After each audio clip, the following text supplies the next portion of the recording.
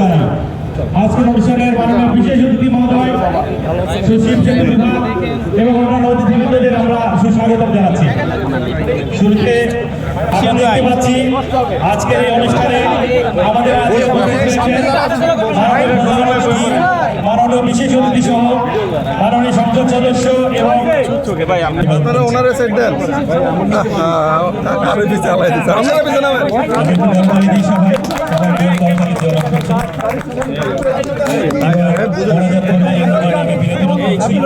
আরে এটা স্যার হারুন ভাই না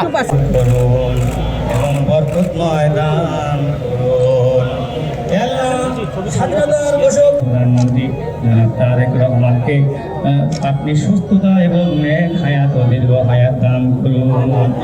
তাকে দেশের কল্যাণ এবং মানুষের সেবায় দান করুন। তাকে সকল প্রকার ষড়যন্ত্র অনিষ্ট হতে হেফাজত করুন।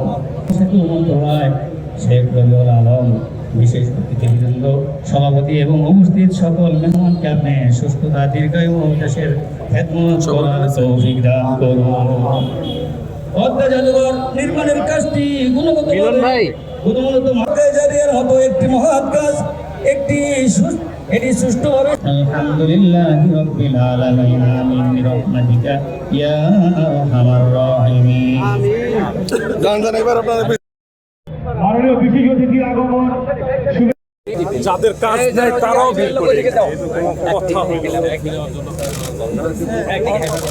হাত দিয়ে ইঙ্গিত করলে ভালো থাকে।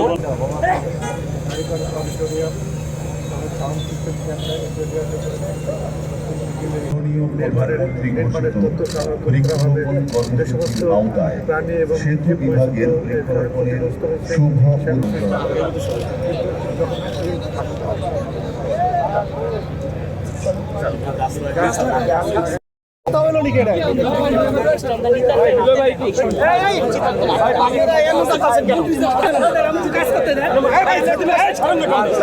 আরে ভাই সামনে থেকে সরেন, কইলো কিছু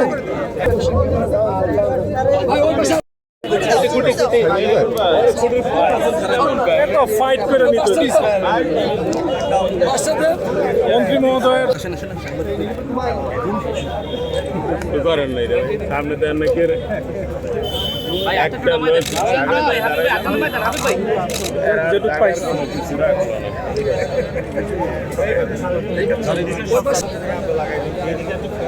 পড়াটা পাইলে এটা একটু না আরে ভাই আপনারা সামনে সময় থাকে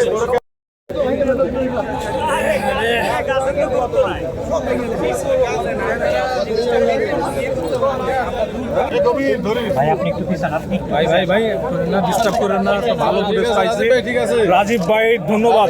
ঠিক আছে ভাই আপনি চাপেন এদিকে চলো।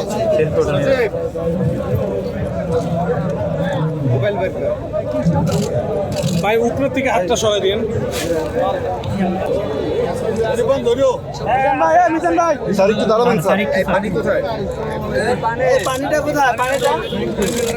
একটু পানি দেন তো ভাই, এখানে একটু পানি দেন।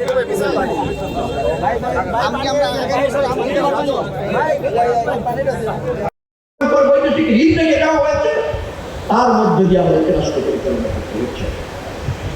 16টি মেগা প্রকল্প অর্থ ব্যয় হয়ে গিয়েছে, কাজ হয়নি, কন্ট্রাক্টর পালিয়ে গিয়েছে, শুরু করা যাচ্ছে না।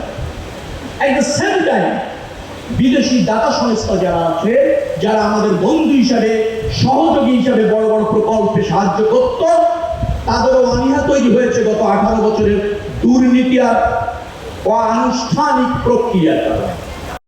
সাথে বর্ধিত করে যুক্ত করে দেওয়া যায় সে দাবিও মেম্বার অফ পার্লামেন্ট করেছেন। আমি সেটাকে বিবেচনায় নিয়েছি।